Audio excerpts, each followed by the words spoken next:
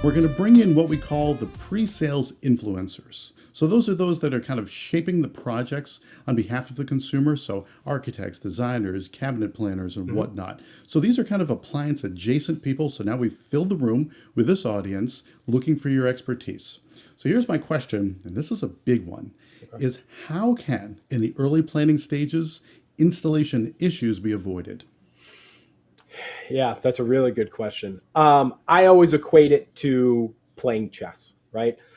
Because when you think about it and trace it back, most installation issues are caused by the people that play checkers, right? They're not taking it seriously. They're just playing a different game. And so what I mean by that is if you're not thinking ahead in the process, right? You're reacting too late to the situation, right? I mean, the best people, they're not just going to sit there and answer questions. They're actually going to preempt problems, right? They're going to take charge of the spec conversation super early in the process. Dimensions, cutouts, electrical, venting, panel clearances, door swings, hinge interference, right? All of the things, we know what they are. They don't wait for somebody to flag a problem on install or anything like that. They're thinking ahead. They're preventing that chaos that can ensue and really keep the entire project on track. So yeah.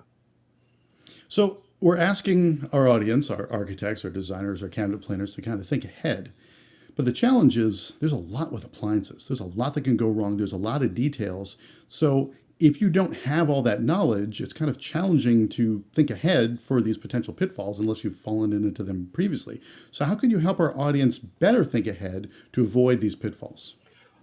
Find a salesperson who you love, and it doesn't necessarily have to be the best one on the floor or anything like that, but the one that you relate to, the one that you can speak the same language to. Some of the times, some of these appliance people are so smart that they talk above you, right? And you just end up nodding along and being like, okay, I guess I'll see that and translate that once the spec sheet comes and hope that I get it right.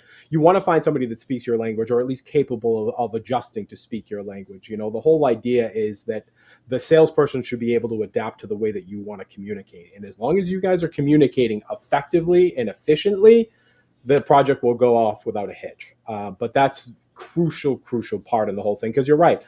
They have so much to do in the design community and architects and things like that with their respective jobs that there's just not a lot of time to be able to learn and apply. I mean, we know what it takes to learn this kind of stuff. So, I mean, you want to rely on somebody that you can like, again, talk to and communicate effectively with. You never want to get in a spot where you have an appliance person just dictating the rules to you and all that kind of stuff, because that's going to create a lot of friction on the project. So you just want somebody that you can create that flow with, and it's magic when it happens. I know we've both been a part of projects where we had some really good relationships, and there was never a problem that we couldn't figure out, and the customer was none the wiser, and that's ultimately what we want. So. So we're keeping this audience in your seats. Don't get up yet. Oh, they got it for applause. Okay, give it a second. Okay, so take your seats again. So another question for Jon is, what's a specific appliance issue that you've seen that was caused by poor communication, poor pre-planning that could have been avoided? Um, so when you're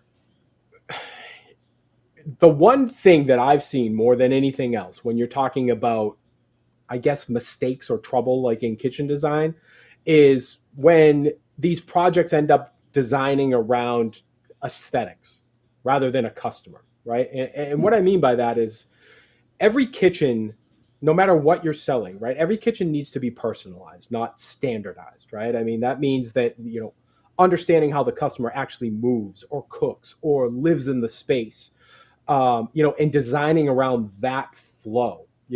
Otherwise you're going to end up with flush installs that look beautiful, but they don't open correctly, or oversized panels that don't have the right reveals, or putting a steam oven over a cooktop because somebody saw it on House or something like that, right? They all look great on Pinterest, but they often ignore how the appliances are actually used. I always equate that to tailoring like a custom suit that's two sizes too small because it looks better on the mannequin, right? But so while a kitchen's going to look stunning, if it doesn't function for the person that's using it, it's a failure. The best kitchens work first and then they look good second.